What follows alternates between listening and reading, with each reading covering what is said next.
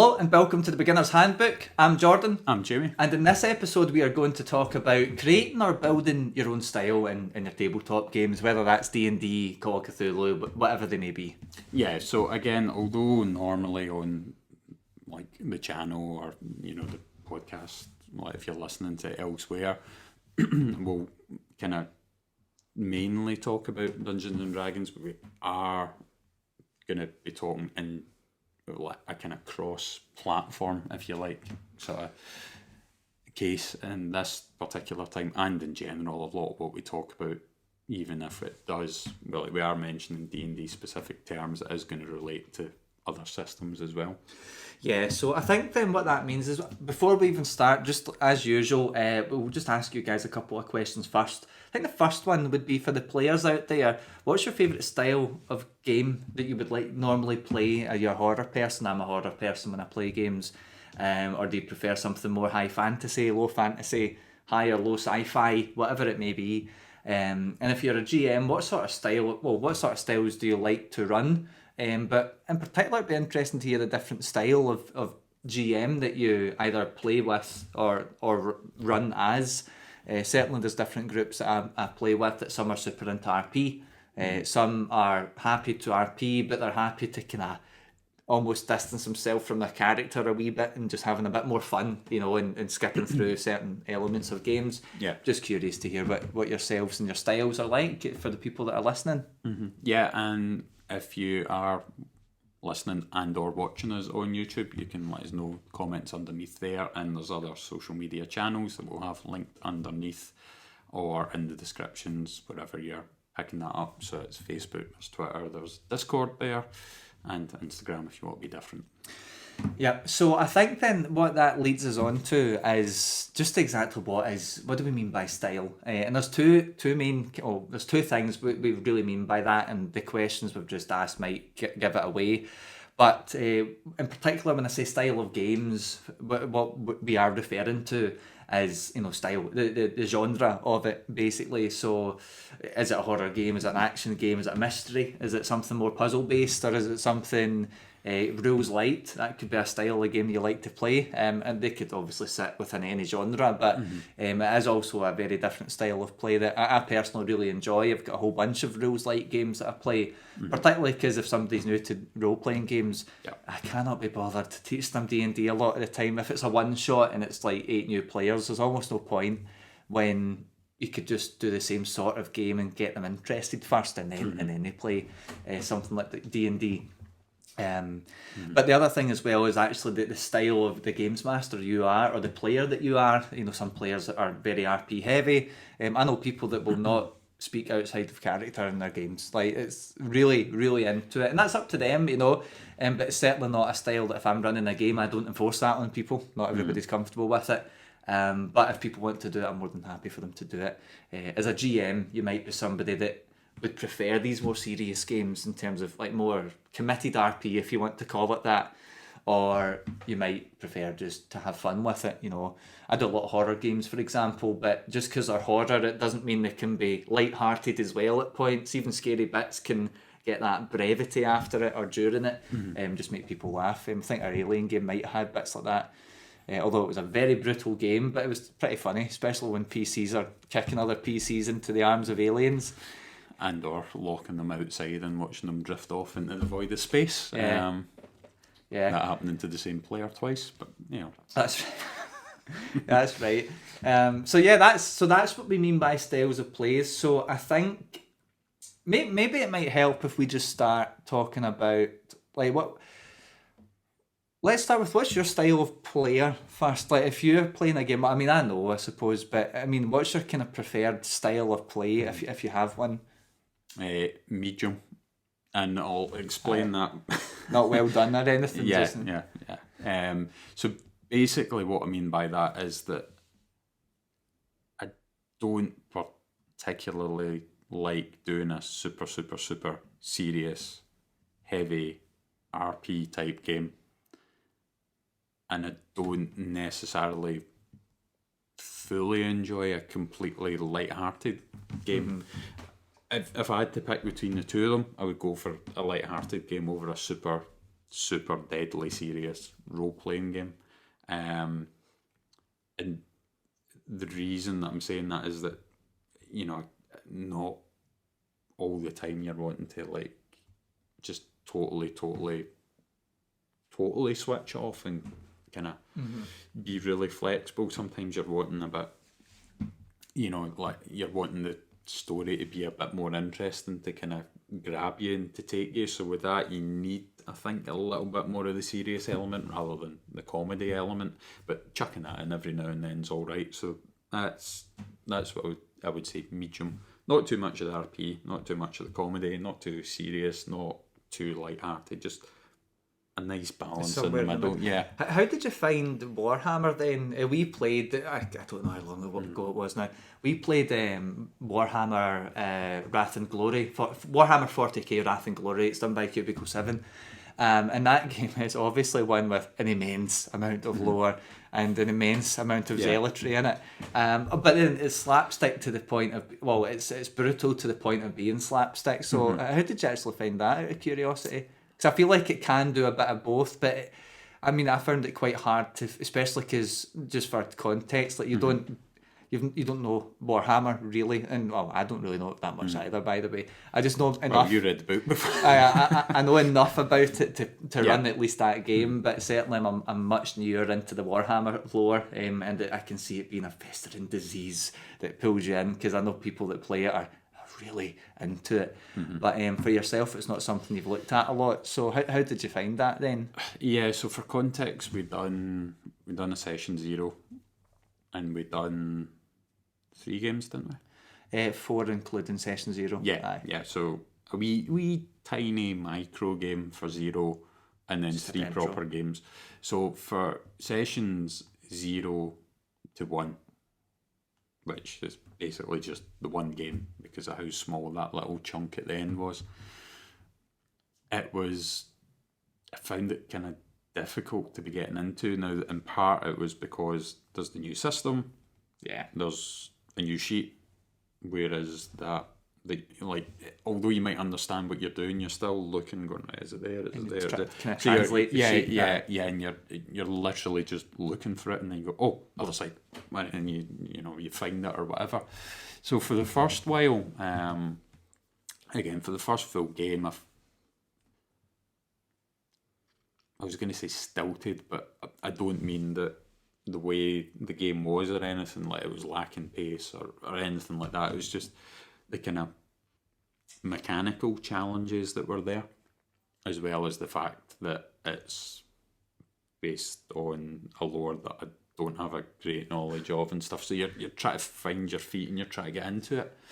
And then by the second game, because I was, you're now starting to rely on memory and things. Yeah. So it means that I'm having to spend less time thinking about what's in the sheet, where it is, what amount of dice to roll, and things like that. It then kind of let me sort of sink into the story a bit more. But also by games 2 to 3, the way the game was, we're sent onto a planet, and it was, you've got a hazy memory, you don't really remember why you're there, you found the message, you've read the message, and you're in kind of survival mode at this point, and you've not got a lot of problem solving to do other than what are we doing? What are we doing? Don't get caught, and we should probably be heading over there. Well, do you know the best bit about the whole don't get caught thing? Yeah. They would have just taken you to the main city and you were all killing all the boat. It was, for those who might be interested, it's a graveyard shift, which is a free scenario that Cubicle 7 do. Totally recommend it. It's really, really good. I've run it a couple of times now. For one group who's very into Warhammer, so they kind of got past that initial. Because even we had another player there as well who didn't even realise Warhammer 40k was like sci-fi. She didn't realise until we started playing it, and she was like, wait, it's in space? And I was like, what? Not all the time, but yeah, there's a lot of space in 40k. That's how you get your space cathedrals or whatever, so, or space hulks or whatever they're called. I don't even know what they are. It's heresy, I suppose. But anyway. But yeah, so, and the other thing with the first kind of game is because although it was a kind of semi-familiar group that we were playing it with. And although we'd done the session 0 and we'd all built the characters at the same time, because you're kind of focused on what you're doing, you're kind of roughly aware of the other characters. So that first game, so the first proper game, it meant that you were kind of trying to figure out who was best for doing what, and it kind of felt a wee bit that you were sort of getting in each other's road and kind of standing in each other's toes a little bit. And normally when that sort of situation happens, I'm the kind of person that will just take a step back, let everybody kind of run forward, and then go, right, okay, they're doing this, they're doing that, and kind of analyse it, and then from that point go, right, okay, well, here's what I want to do, here's what I can do, and here's how I would slot into the group to make it more effective, or, again, whatever reason that you're picking for what you're doing. So I kind of done a little bit of that in the first game as well, so it wasn't that I was disengaged, because, again, you're still involved and you're doing what you're doing, but it wasn't the way it was in the second and third games. So in the second and the third games, again, because everything was a bit more relaxed rather than you and try to figure things out too much, it then meant I gradually started to get into it a bit more. So by the second and the third game, then I was coming up with more creative problem solving, rather than just kind of for the Emperor hack and slash and go for it, to the point that I think I was giving you a headache here or there. And Can't think. Can I not just jump in that and fly it? No, you can't do that. All right, okay. The grenade was a headache, killed half of my dudes. I didn't know the Yeah. grenade rules. I'm like, do you know what? Just blow them up, just roll the damage and do it. Yeah, so literally because there was a character portrait of like the boss that we were fighting, I went, and with my character, I was well saying that. I never even noticed that. It's one of the character portraits, like Jamie was saying, had a frag grenade on it, and I went, so they do. It's like, I don't think they had it on their actual person, but I thought, oh, that's pretty cool though, so let's just do it. You know? Yeah, so for context, I was playing as Catarius, and I had what was it? Right Magnometrics. Yeah. So I went, can I just pull the pin out in that grenade? I was like, well, it makes sense. It makes sense. And my whole argument for getting that to go through was, but it's in the picture. What's in the picture? I know. I think they might have actually had. I was saying they might have not, but I think they might have in the end. I can't. Anyway, we ruled that it was there, even if they didn't. Because it was a good idea. Wrath and Glory, for those who don't know, it is very much for if you're a really cool sort of person. They talk about that a lot in the game, and you'd even get currency to add things like that if they're not there. So pretty much from that point forward, because again it was semi-creative the way that it kind of came about, it then kind of led me down that path of thinking outside the box for things, and stole a book from a library, and lots and lots of kind of other things that I kind of wasn't really supposed to do. But from that point forward, because I started getting more familiar with it, and because of the kind of, like you're saying, a lot of people are really, really, really fanatical about 40k. And I think at least one of the people that we were playing with, not super, super, super fanatical, but really into the lore, so was going more into the role-playing side of things than most of the other people at the table, which then meant for me I could kind of peel it away from that a little bit into a realm that I wanted more with some of the kind of things that I was doing, throwing grenades about the place and whatnot. Maybe that leads us on then. I'll talk about maybe what I'm like I think as a player, I'll come back to it. I think as a GM then, for my style and stuff, a lot of the time, especially if it's new games, I don't mind. I'm good doing heavy RP games and stuff. I do quite a lot, especially with some of the other games that I've got. I'm pointing as if you can see it back there. I've got a whole shelf of them. But I'm very much like, the thing is, I play with a lot of different groups, and I run for a lot of different groups multiple times a week. So, I've been able to just, like, I tend to be a bit more relaxed. Like, I had a year-long campaign restart and had 10 minutes to prep because of all this other stuff that got in the way before the game night. So I had 10 minutes before people arrived, but I'm very much not too worried about that sort of stuff, because a lot of the time people don't even get through 5 bullet points depending on how big your party is. So for even with that sort of game, And I think I might have even said at the start, and I maybe said it about Alien, which I think we did not too long before. That was the last game I ran, at least before that. I don't know how many weeks it was before. But it's very much like we're learning the rules. This is a new game. There was stuff as well I just couldn't be bothered, frankly, looking up, because I felt sometimes I was in the book quite a lot. So I was just like, who cares? Let's just move it on. There was even things about injuries or re-rolling your crit fails or your fumbles and that on the raft dice, your ones and stuff, which I don't think I can't even remember now if you can do or not do it now. But I was just like, just go ahead, I'll double check. It's like, let's just keep it light. And the thing is, over time you can build yourself up as like if you want to do a serious game, you can do that later, and certainly with Wrath and Glory, it was a new system for us, and even for me, I've ran it several times now. But when I was supposed to run it originally for us, I wasn't suggesting doing it then because I was running that game at the same time for others.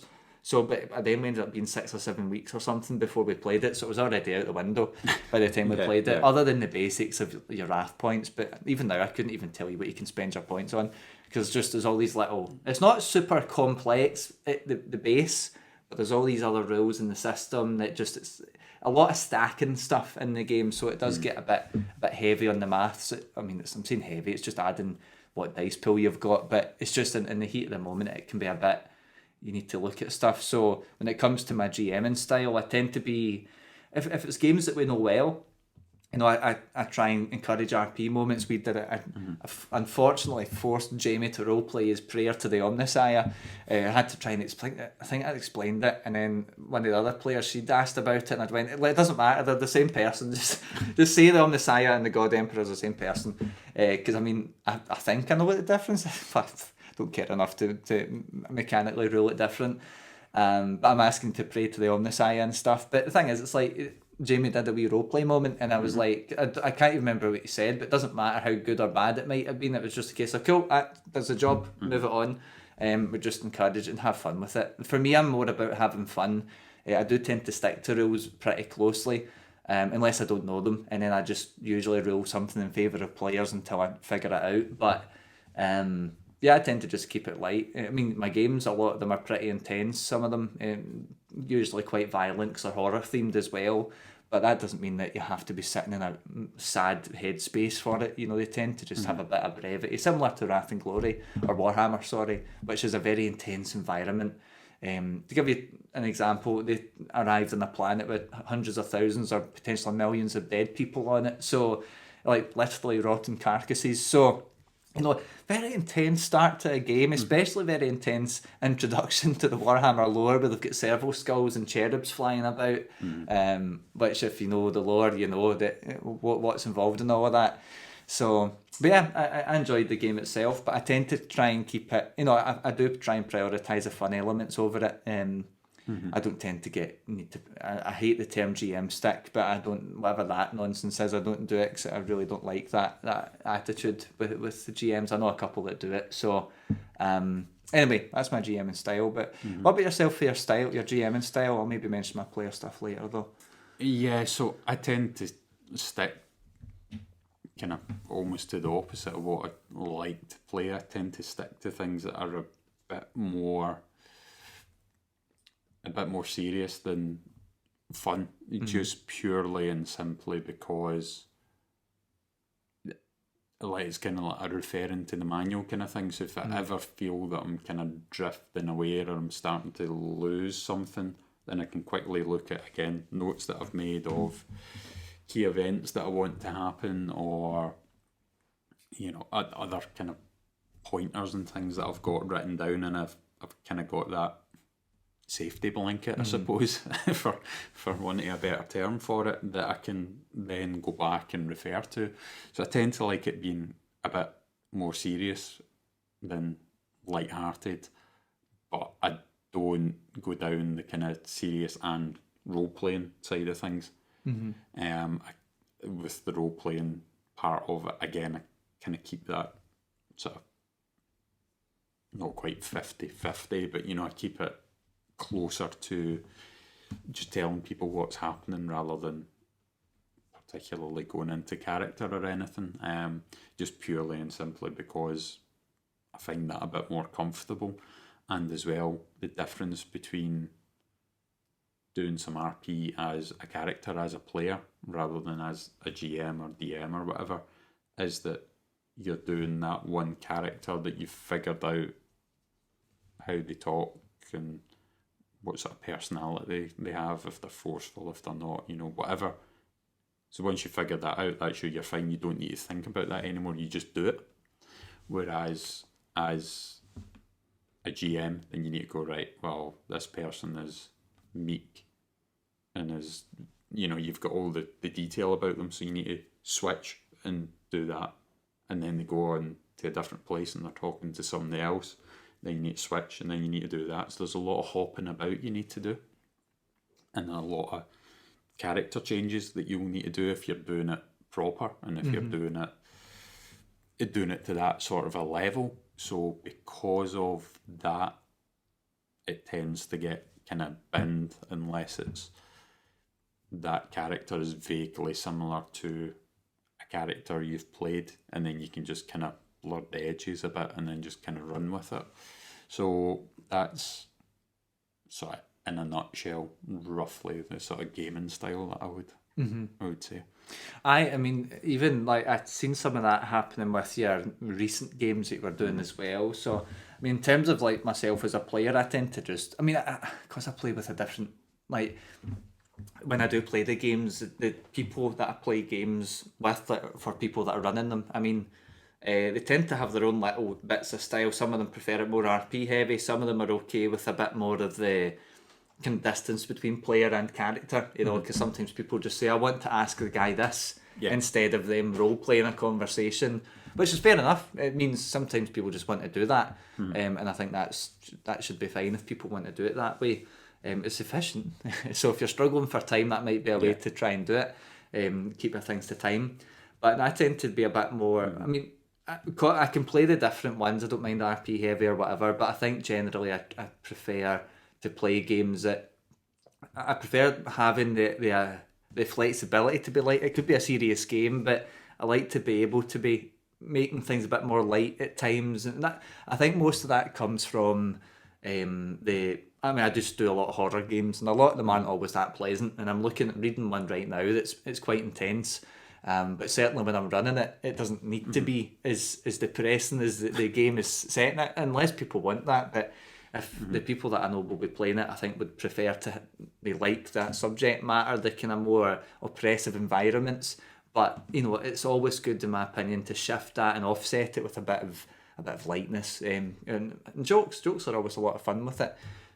Certainly even movies do that. Like It Part 1, the remake they done, does a good job of, it feels more like a Goonies film to me than a horror film, because the Pennywise moments are really like, they're like spooky and they're supposed to be scary, and you're supposed to feel almost the omnipresence of Pennywise and Derry, but outside of that, the film's actually very funny and it's full of jokes.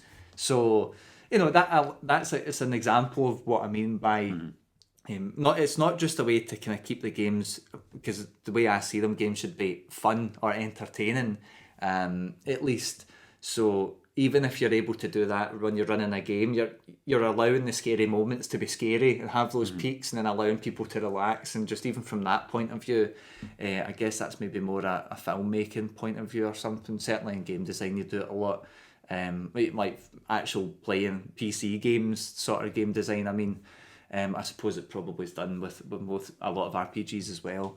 But anyway, that's my sort. I like serious games, particularly horror games. Like, I like spooky games and getting immersed in spooky environments. But I like to have flexibility, and not all GMs like it, where you can have a bit of a joke with your players outside the scary moments. I know that some people take it too far and they joke all the time when things are supposed to be scary, which might be a problem in itself. But certainly, I'm aware of that. I run a lot of games, so I'm aware not to do that when I'm playing games that are supposed to be spooky. But anyway, that's my sort of play style, I think I would say. Yeah, and again, I think that's the thing as well, that if you're doing a horror game, then it needs to be serious. You can't have it. You can't have it in the middle. It needs to be serious. Or if you're doing some form of comedy horror or whatever, where is a bigger focus in the comedy than the horror, then yeah, okay, it needs to kind of go to the other extreme as well. But Yeah, I mean, I've been running the Grindhouse collection. It's done. I can't even remember the name. It's annoying, especially because I've ran it so much now.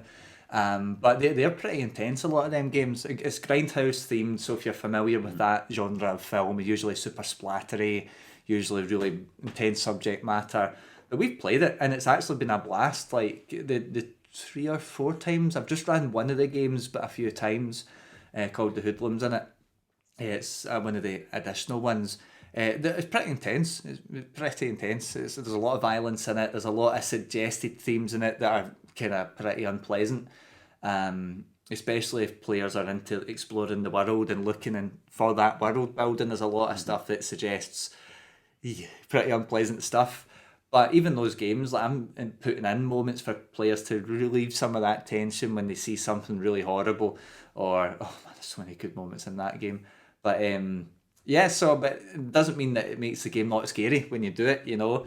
But what's nice about Grindhouse is you can run horror comedy if you prefer, because you can just do it more like a Splatterhouse film if you know what those films are like. A lot of them are kind of almost like slapstick, like to the point of being so extreme that it is, you're kind of watching it for the entertainment of shock value, or for the shock value, I should say. In Splathouse, these Grindhouse games could be run like that if you want. It's more just a tone shift, but it's not that hard, especially if your players like to have fun and maybe are more prone to more light-hearted games or something fun. I said to them it'd be intense, and I just checked a couple of their potential trigger warnings for it, because there was a couple of things in it. You know, there's a couple of things. There's like violence against like kind of late teens or something. I think maybe mid to late teens. So you could say child violence if you're classing a child under 18.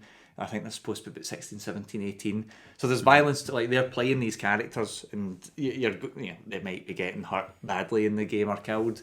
Alien's the same, where you can be playing a child in it, and you can definitely die in that game. There's a lot of player death in that game. It's very much a lot of insta-death waiting around the corner if you've got aliens in your game.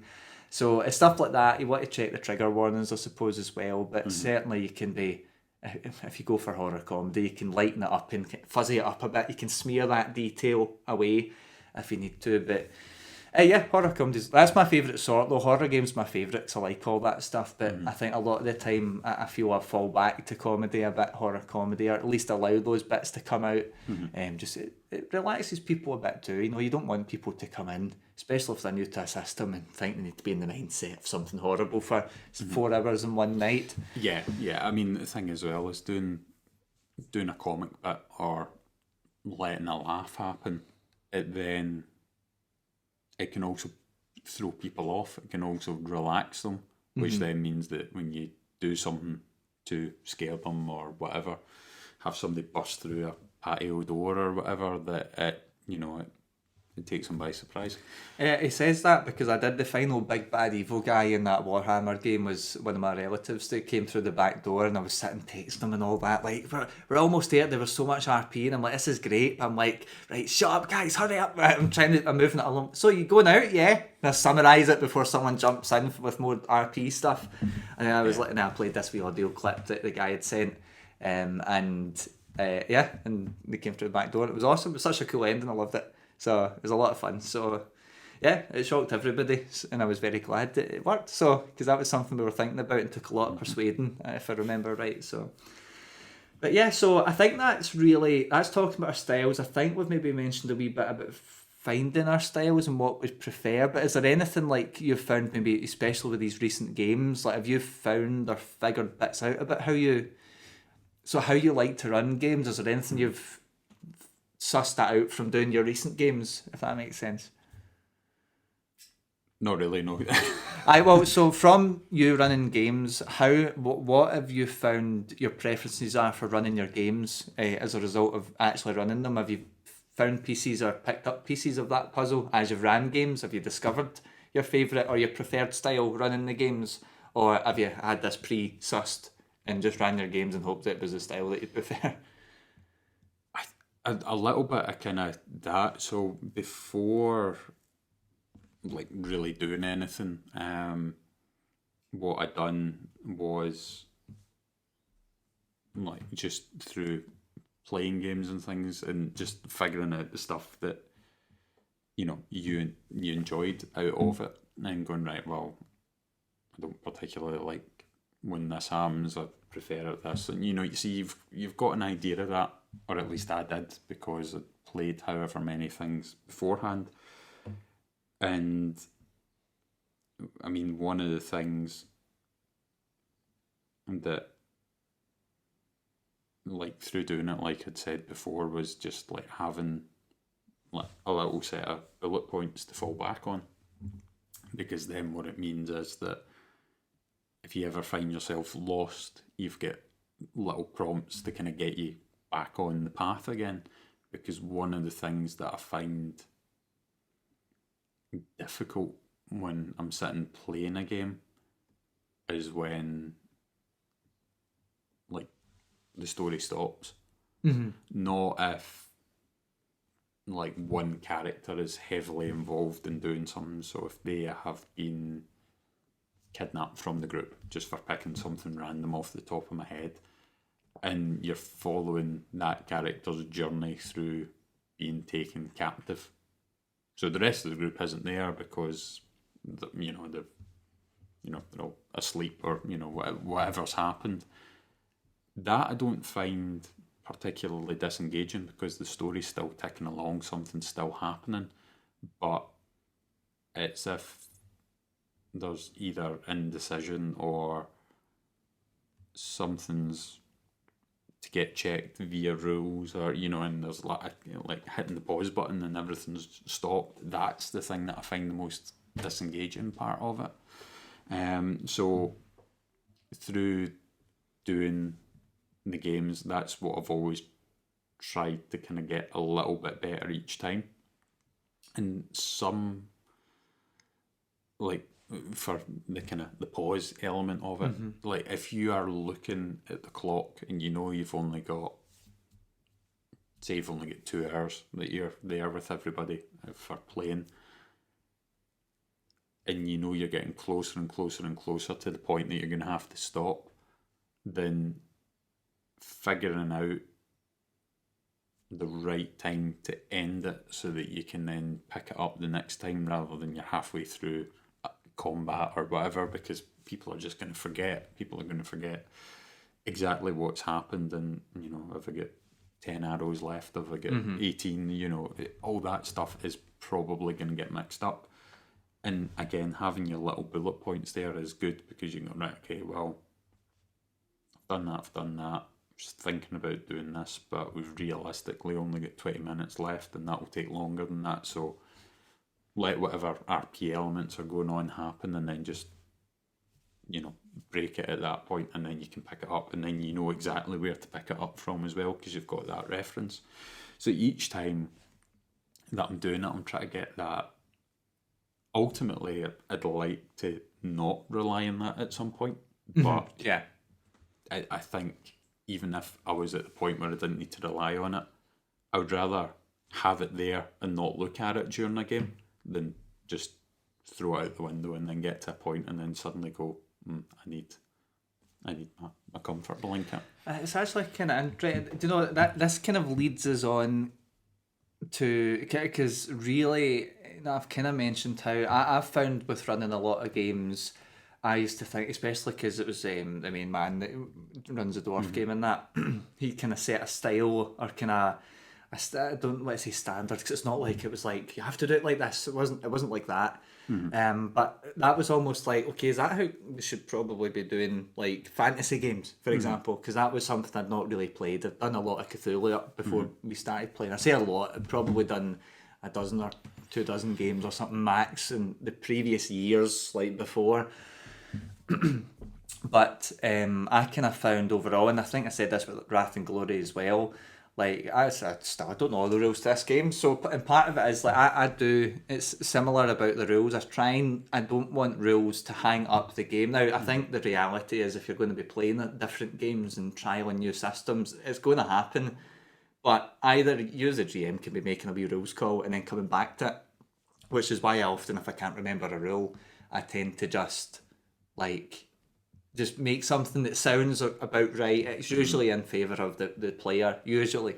and then I'll check it out later, or while they're working something out during your turn or Yeah, have a something. quick double check. But I mean, I'm happy. Things I've learned to just not be too worried about that sort of thing, because it depending on your games, you know, if it's a Cthulhu or D&D game, it's not something that will be too much of a effect, you know. If someone casts a spell I don't know, I can just be like, that's cool. Tell me if they don't know if I don't know what it is and they don't know what it is, I can say check that rule and we'll come back to you and we'll move on to another player and we'll keep things kind of moving that way. I'm also okay, but there's a lot of games I'll maybe trial out with other people that maybe I can get for a couple of hours. Just it's less organised and it's just people down the road and that. And we can test out games and do it. Like Warhammer, I think I ran for my brother and my dad. We did maybe about 6 games probably, and to see the first 3 or 4. I don't think my head was out of that flaming rulebook. You know, now that doesn't mean nothing was happening, but I was kind of like, yes, you do that, but this happens next, and trying to suss it out. But the thing is, if you tell people that before the game, then you know. Yeah, and again, I think we've said it before in different episodes and things. If you're there with a group, and it's more so people you know, and you're there, and it's something new that you're trying, or you're in the middle of a game and something starts to go off the rails and it starts to go wrong.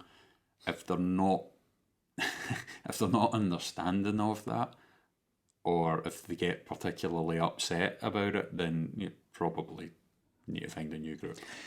Yeah, and that kind of leads me on. When I found just over time, like I prefer horror games, but a lot of the time I've got quite comfortable becoming a bit more adaptable. We're kind of moving into like figuring out your style and kind of advicey sort of stuff.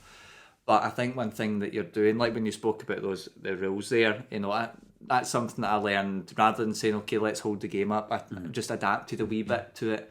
And now I'm quite happy. I'll run games. I mean, I was sitting running one of those Grindhouse games. I'd literally had not read it like since I'd last ran it. And don't break the magic. But I mean, the guys at the table clearly could see I was reading out of the book. You know, I was reading out of my PDF. I had both. I had one page with stats were on my computer, and the book was here, and I'm narrating out it. I mean, I'm bringing in elements and responding to them. It's not just like I'm reading out of the book. But you know, I'm quite happy to just run with what stuff comes, because and if I don't know something, I'll just say that to them. And if there's something important, I'll come back to it. I try not to hold things up as a result. I've become very comfortable with being flexible with their party, depending on what they like. Some players don't like horror, but they want to do a Cthulhu game. So really they want a puzzle game or a mystery game without any of the good stuff, in my opinion, from like Lovecraft kind of style games. But I'm happy to be flexible because I know other people like intense games. And Alien, the guys I ran that with, it was pretty intense the whole time actually. Not yourselves, but certainly the other group. It was they wanted. But they're all obsessed with Alien, so instead of adding in what the comedy bits, I would have added like the Game Over Man type stuff from Aliens. We focused right in Alien 1, trying to set that scene for them, turning off the lights, putting a lamp on in the middle of the room, and just going deep with all of that stuff. So I've learned one of the things, at least from me, is I've done a lot of games. So in terms of like sort of advice, if you're listening and trying to find your own style, you know, we're talking about all this, and we've done lots of games, either as players or GMs. Yeah. And I think the first thing to do is to start simple. Just start with a wee small game. And when I say a small game, I literally mean have like 2 events in your game, and see if it lasts an hour. That's fine. Just let it last an hour. Because that's one of these things you'll learn. You'll just pick up things from running it. You'll see what you're comfortable with, what you're not comfortable with.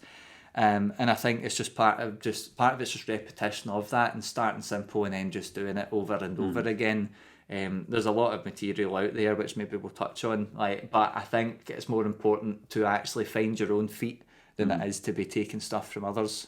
But do you get any advice? Yeah, I mean, again, talked about keeping things moving, and again, you'll just eventually. You'll find your feet with that side of things. But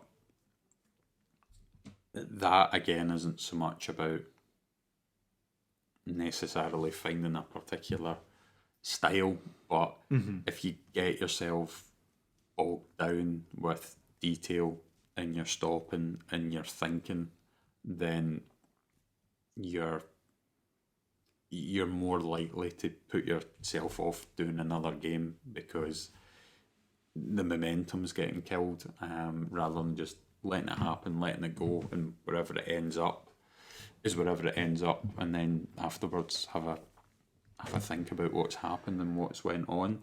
And again, that sort of leads into before you do anything as well, like honestly figure out like what kind of person you are. You know, are you somebody that is naturally quite confident?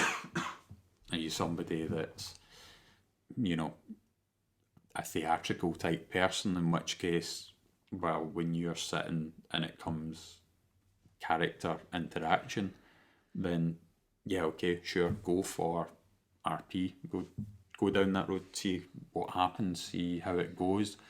But if you are somebody who's moderately confident but not a total wallflower, or if you are a wallflower, probably it's going to be best to avoid RP elements and just go for descriptions and general kind of statements, because it can be quite interesting. Is maybe not not the best word for it, but when you're a player and it's somebody new that's running something, and you've got your perception of them as a player, and then when it comes time for them sitting behind the screen, it's amazing how things can change and how things can shift.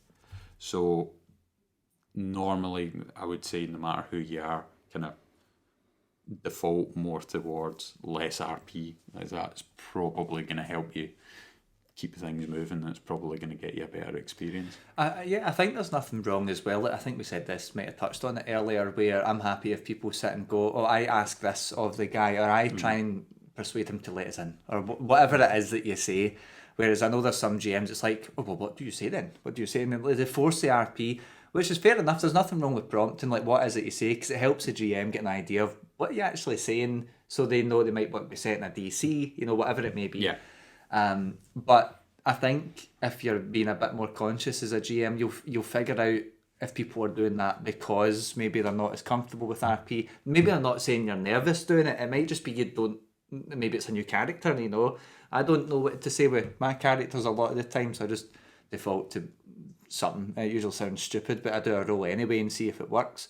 But even like with the Warhammer stuff, there was a whole sequence where the lore heavy guy who knows Warhammer lore, and I don't know it as much, and there's this kind of back and forth between the librarian, Mortem, archivist, and their character, who's this Minnesotan priest.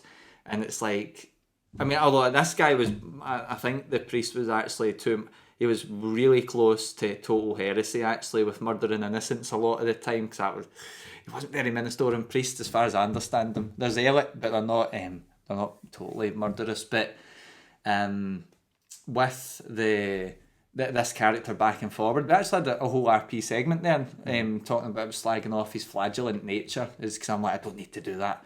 My love in the Emperor is so good, I don't need to prove it by superficial means, you know. And there was a good RP moments there, but normally that's probably, that maybe couple minutes that took is not something I'm normally on the ball about, just because I don't do that a lot, especially with characters that, you know, maybe it's a barbarian, or maybe it's some warlock, or, you know, it might be a class that I don't play and I don't know the character well, so I can't do stuff like that.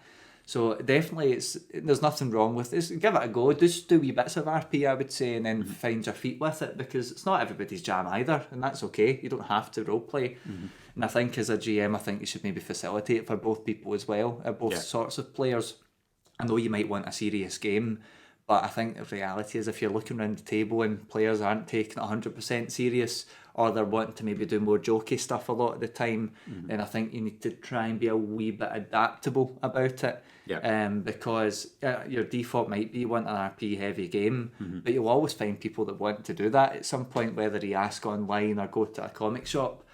But you know, I think when it comes to being a player, it's just start with trying out stuff that you're comfortable with. Like if you prefer horror games, or so even if you're running games as well, if you prefer horror, look into horror games. If you like fantasy, look into some fantasy games. But if you like kind of dark fantasy games, then you don't have to play D&D. You know, if you want to get into these sort of systems, you can check the quick start rules, which I think pretty much most bigger games you can get the quick start rules for free. So just try out a couple different games. Try and just expand your horizons a bit, because a lot of people, there's a big monopoly really. If you're looking at horror, a lot of the time people just say do Cthulhu. It's a really bloody good system, but don't just do that. If you just try out a couple of systems. If you want to do a space RPG, I've used Cthulhu for space RPGs, but I've also done Alien for it, and I think they do stress better, especially in that sci-fi horror setting. It's really good for that particular setting. Alien, that is, and it's dead easy to pick up. But if you like dark fantasy games, you've got things like D&D, or Pathfinder has a lot of campaigns that, you know, you've got gothic horror or gothic fantasy with Curse of Strahd. But Pathfinder has a bunch of really good resources, and they've done a few humble bundles recently where you can get the core rulebooks and stuff. It's like 20 quid or 25 quid, and you're getting all these systems and scenarios and things. Really, really good.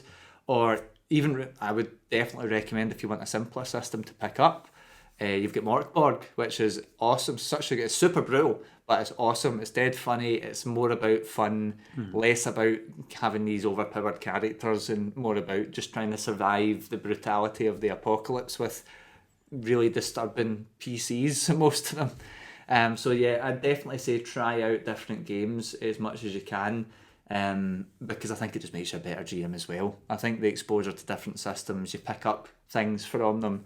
For example, the Cult Divinity Lost game, it's very narrative focused. It's nothing like any other role-playing game I've ever played. But I learned a lot from that. I learned a lot from Alien about stop rolling constantly, you know.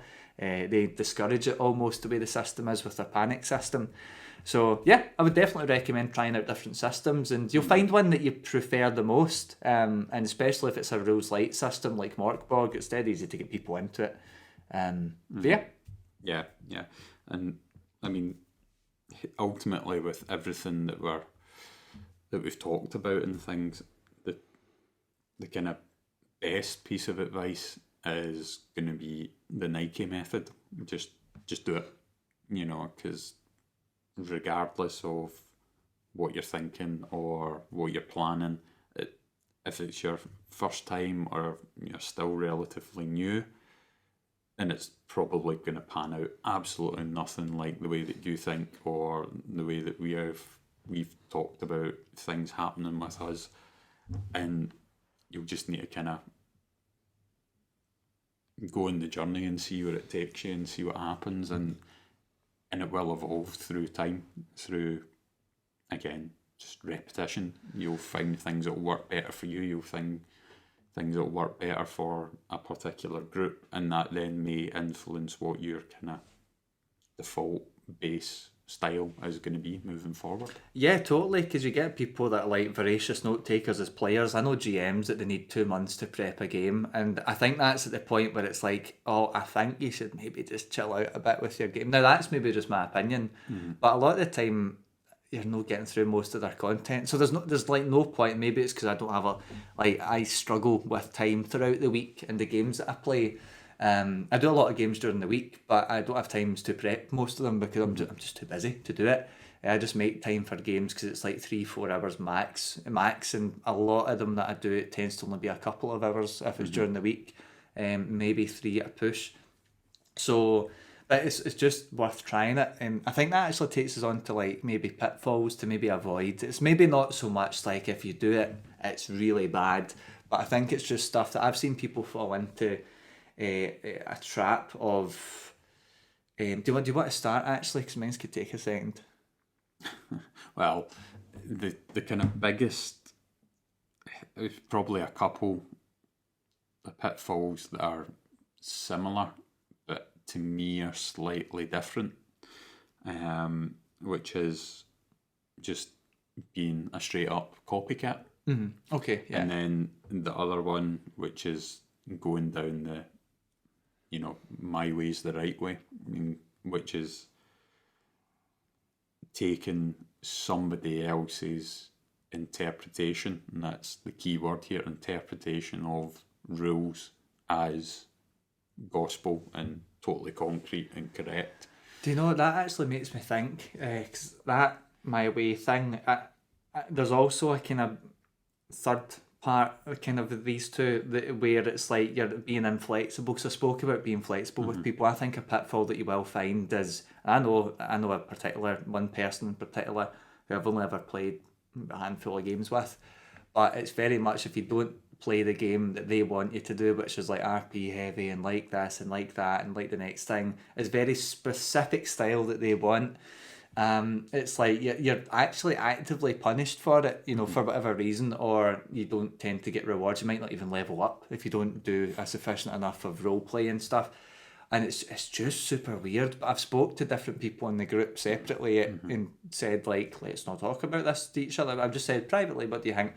And a lot of people might have a kind of, I know they've spoke to each other now for it because I think they've said something to the guy. I don't know yet. I'll find out when I see them very, very soon. But it's definitely a case where people are like, we just want to chill out and play a game. Like, we're not worried about needing to take massive amounts of notes. We're here just to do a couple of encounters, have some fun, and I'm pretty sure this has been communicated to the guys, the GM, I mean. So certainly that's one of the things I would try and avoid. That doesn't mean that your style's something wrong if people want to do something different, but groups of players might want different types of games.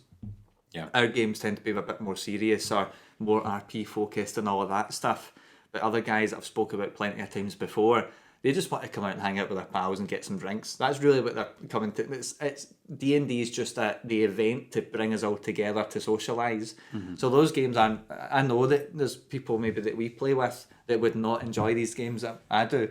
They just wouldn't enjoy them because it's not what they're looking for in a game. Yeah. And that's okay. But that means if you're running games for these people, these different groups, you need to be aware of these differences and what they're looking for. And I think a lot of the time I get this mentality of stop over prepping all the time and spending 2 months prepping a 3-week game. I don't see the point in that because of the groups I play with. I think the over prep stuff's it's a problem I had, so I've kind of went to swing it the other way. And sometimes I don't have detail, and I'll get back to you on that because I actually don't know, or you don't know yet, but you can study it. But that's code for me to go, I don't know yet, but I'll tell you later on once I have a think. Yeah, and I mean, the thing with like the rules and sticking to the rules and being inflexible and taking, and again, I don't particularly want to mention particular people or anything, because it's because it's me. That's why. Well, apart from that, but there's people out there that give great advice, and they've got a lot of experience, and that's what they're doing. It's advice. It's not like this is the way to do it. And the danger is that somebody goes and does it to that letter and isn't flexible. But also, like, from that point of view, in terms of developing your own style for running a game, then rather than you going out and making your own mistakes and seeing how that pans out, or rather than you go out and you do something that's a major hit and major success, that starts to kind of limit, and you start to kind of force yourself down one path that isn't necessarily you and, again, what you're like, which is why going back to just doing it, just going out and doing it, although we've said about, keep things simple and, don't give yourself too much to stress and worry about. The main thing is just going out and doing it yourself and seeing what happens. Yeah, because when we say keep it simple, that level, especially if you've played a lot of games before you run a game, that level of simple might be different for others. So you'll know if it's more than what you can handle if you're sitting there tearing your hair out behind a screen and nobody understands what's going on because it's not clear. I mean, you'll learn from these bad experiences, but it's always worth just setting that scene. Like, even as for Warhammer and Alien, I'm going, this is our daily run. These, well, I've run Alien quite a bit, I think, before. But, we're just going to be learning this as we go. So we might have issues with rules and pausing and things. But the reality is most people will be okay, especially if you're new to running a game. They're going to be all right with it. And if they're not, then maybe they're not actually into role-playing games anyway. I mean, I'm happy sitting there and watching a new GM struggle through it and not having a clue what they're doing. I'm happy to sit there and just wait for them and help them out if they ask for help or if they want the help, or just giving them the time to do what they need to do to sort things out. Because, what's the point? People aren't going to be running games if they don't get that chance to mess it up and fumble and do all of that. So, and there's guys I know that stress out really bad, and I said to them after one game, it was a good game. You just need to relax when it comes to getting stressed out over small rules issues. They just didn't know a couple of rules, and it was proper stressing them out at the table. Yeah. I'm just like, just call it. I know someone that's so in their own head about me and someone did a kind of breakdown of that game with them, and we did a wee trial game. I wouldn't say what the game is or anything, but they get so frustrated, and we stopped the game early because of it. Because I'm like, I can't be bothered doing any more of this. It stresses me out. I'm just like, well, that's okay, but don't just be more narrative. Just what makes sense narratively, and make a rules call, or just allow it to happen and get it over with. Yeah. But people need that space to try it. So unless you're doing it, some people might be okay going in with a maybe mini campaign as a first ever game. Some people might need to start with a basic, like half of a one shot. Just start somewhere. I would say start as small as you can go first. Like, do a one shot, and it'll probably be more than a one shot game, because you don't know how to pace your games, or you don't know how to plan your games, or don't know how long puzzles might take a group of 6 players to do.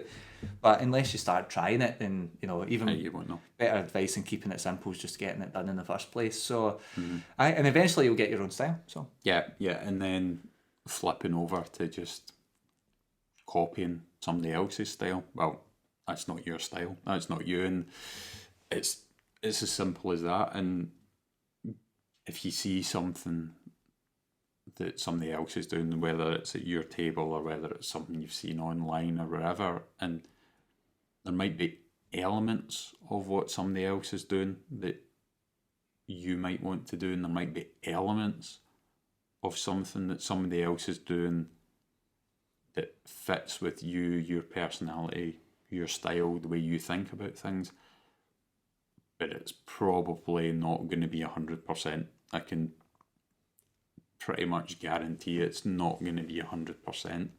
And again, going back to some of the advice that we gave as well as trying different games out so that you're seeing different systems, try and see other people running games as well, because there might be somebody there that does something that you never thought about that suits you, that you can then incorporate for yourself.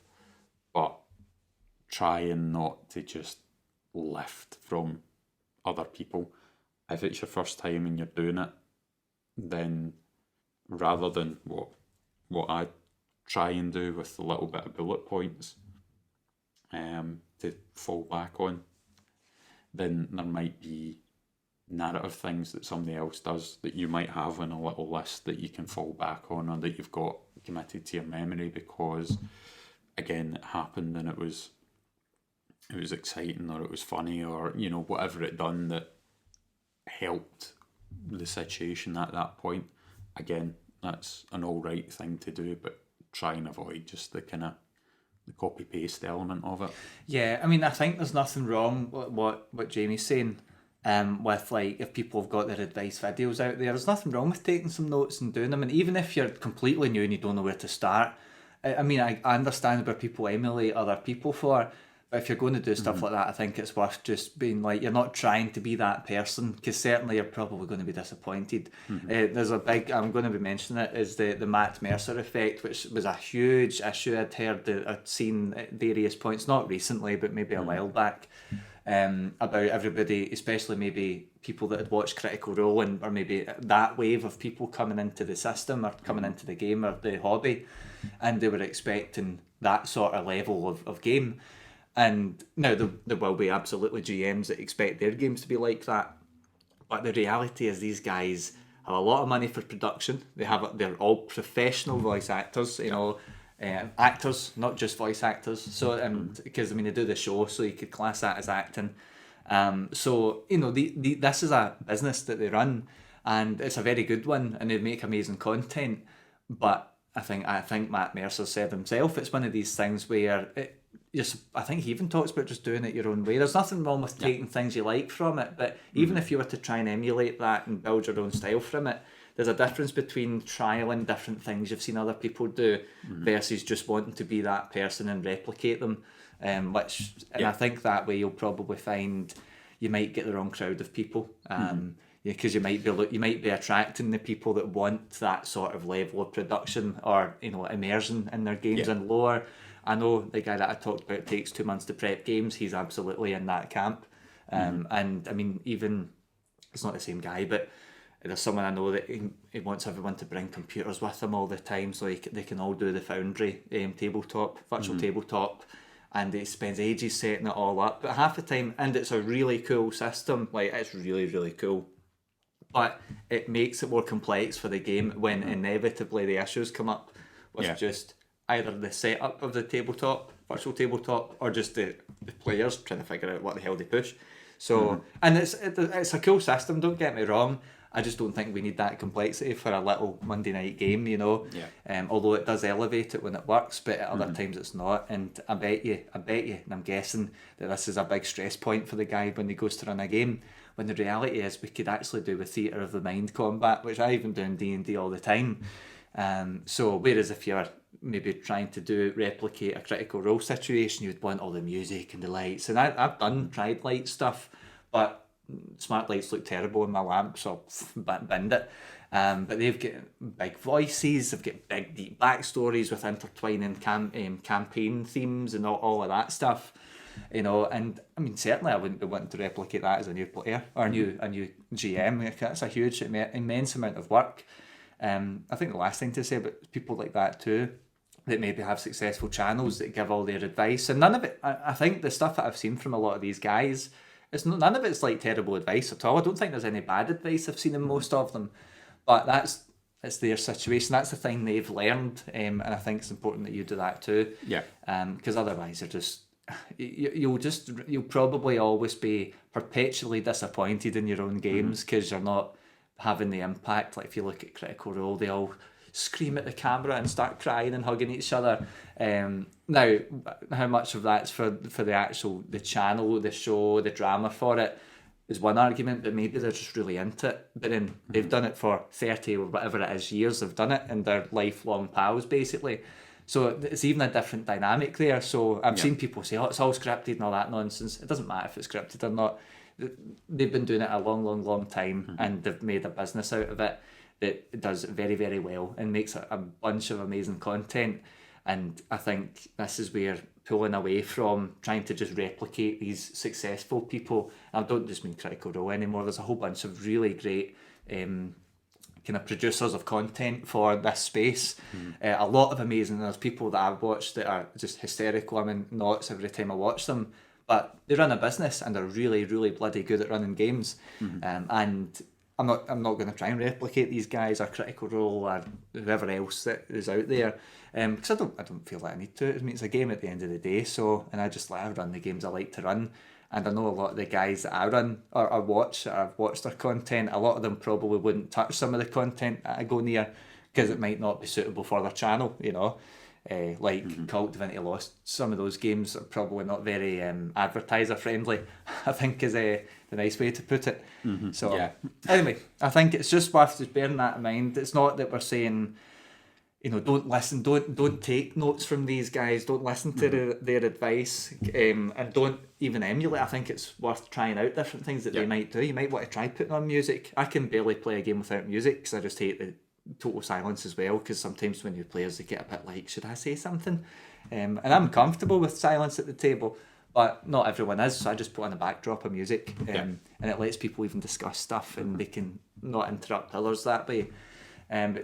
Just if you're taking that advice or trying to emulate different pieces of it, do it on your terms and then just keep doing it, and don't be ashamed of doing your own style. And ultimately, just quickly with that, that bit you're talking about with the music, what made you first realise that or do that with the music? What, the silence? Yeah. Mostly, I never done it with music most of the time, and even now, Warhammer had lots of music, but that's just because I couldn't find ambience. It wasn't gunfire and stuff.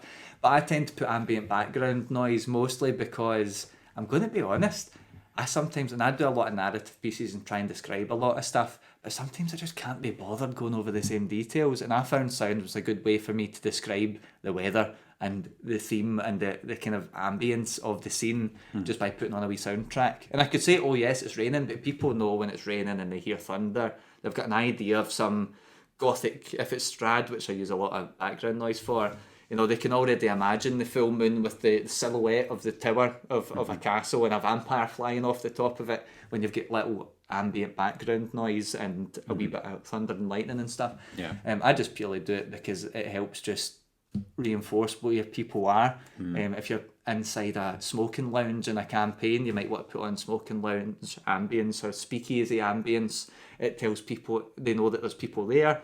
It does less work for me for the narrative side, and that's why I got into doing a lot of the background noise. And then I found so much amazing background music that's out there. There's a lot of free stuff out there that's so good, and it really helps, I think, just elevate the game a wee bit for intensity.